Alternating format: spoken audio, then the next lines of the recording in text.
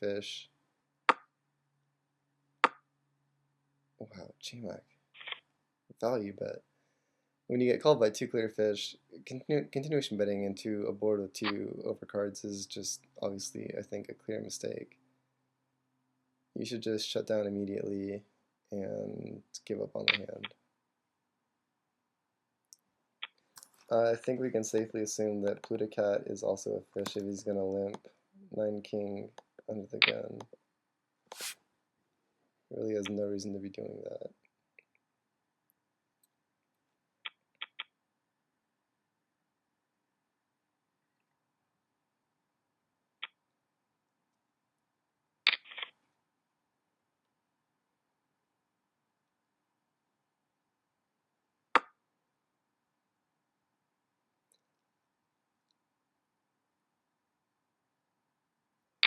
I guess this table is pretty weak. I wrote in my blog that I thought this table was harder than I thought it was going to be, but really, I mean, it's just a smattering of fish and weak regulars with poor post-flop play. I mean, King Crisco and the whole Jacks continuation bet, I really didn't like that. I think that's just straight up bad.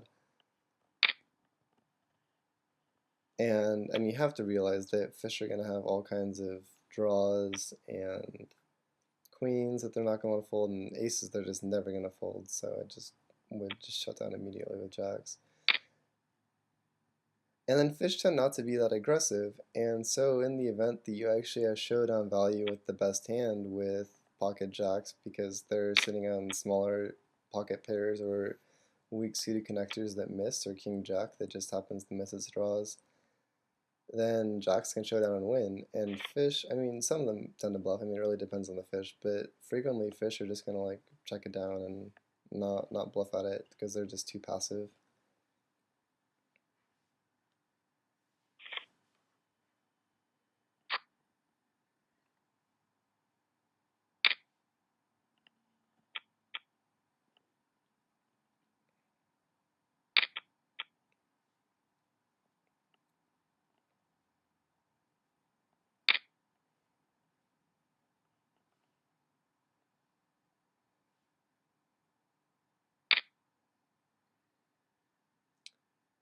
That is the most atrocious raise with threes ever.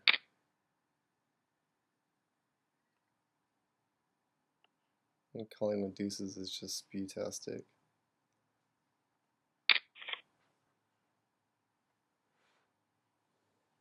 It's amazing how horribly everyone hit that flop.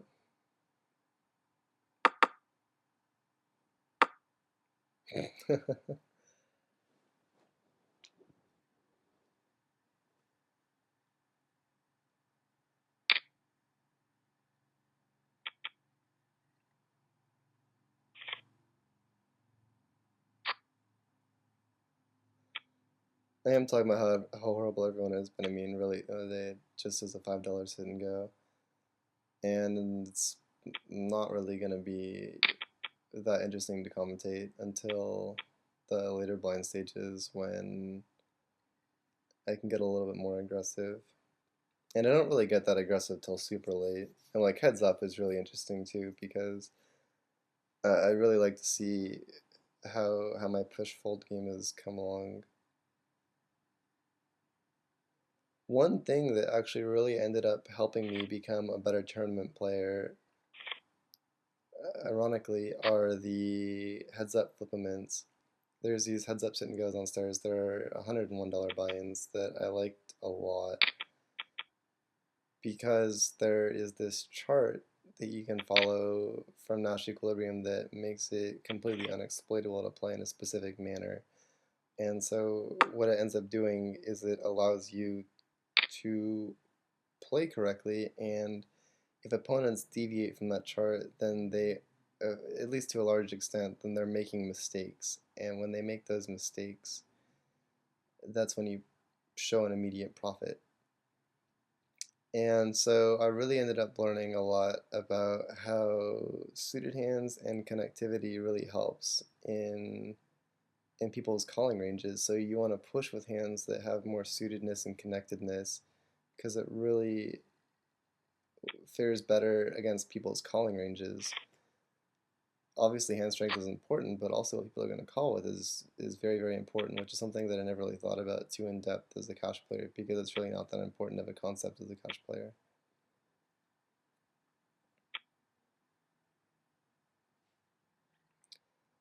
And so that chart's just been working great since then, and obviously like that chart only applies to heads up poker, and it's quite different when you have to start applying it to six max and full ring games. But you can still loosely apply it to some extent because the same basic principle is going to apply, depending on how loose or tight people are. Like against really loose people, like people that just go berserk middle to late game in tournaments that are running like, 27, 22, and they think they're the shit. Three betting hands like 7-9 suited become insanely profitable, especially the 27-22s that have a high fold to three bet. Some people that are that loose also call really late because they're aware of their appearance, but there's some people that are really loose and fold to all three bets. There was one guy in particular that I remember from several weeks ago on the daily 40 grand that was playing like a 26-22, and he had like a 94% fold to three bet. He was a big stack, and I three bet him maybe 9 times or so, and I built up my stock from 100,000 chips all the way up to like 350 or 400,000 chips just by three betting all in with value hands, suited connectors, and everything in between.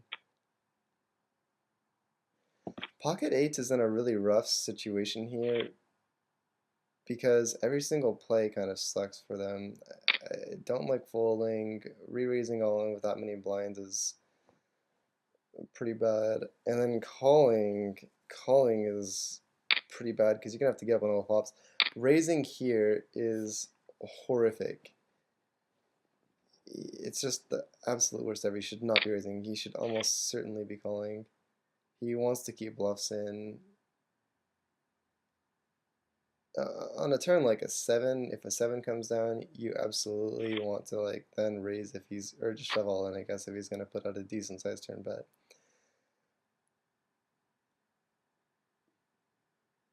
But when you hit middle set like that, if they don't have an ace, and they frequently won't have an ace when they're betting less than half pot into you, you want them to like get there. Like let's just say he's betting you with pocket threes, you want him to get there, you want him to keep bluffing.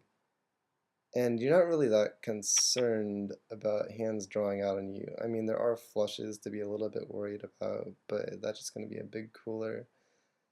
I would much rather call and just let them do their thing. Ace 9 is a reasonably strong hand, suited especially in the cutoff versus the hijack raise, but I'm just not going to play that this early. I mean, until there's antes, there's just no reason to get super crazy. If it was folded to me from King Crisco, I would have min raised, but he didn't give me that opportunity. I, again, don't like his continuation bet. King Crisco is obviously a weak player. He's labeled yellow for a reason. But his play seems to be like, I raise pre-flop, therefore I should bet flops because I'm representing a strong holding. He's not really like thinking about flops too much. And he's definitely not playing people differently. Like, he should be playing against these clear, evident fish, like the complete idiots that they are. And when they're this stupid, you really need to just not bluff them. And I think his bluff raise with ace queen was horrific because in the event that King Crisco had a king or a set or whatever and moved all in, something good would have had to fold off like half of his stack with a failed check raise bluff with ace queen, which really has no value. You can't really like call it off because you're just drawing so dead if he shoves all in, so you'd have to fold. And that would just be a huge mistake on something good's part. King Crisco is really running good with cards. He's had pocket jacks twice, and ace jack, and queens, and everything, so he's had the makings of a champion so far. I haven't really been paying attention to the cards I've had because they've been fairly insignificant. If I was Wade Larson, I definitely would have three bet. If I was Sun Trios,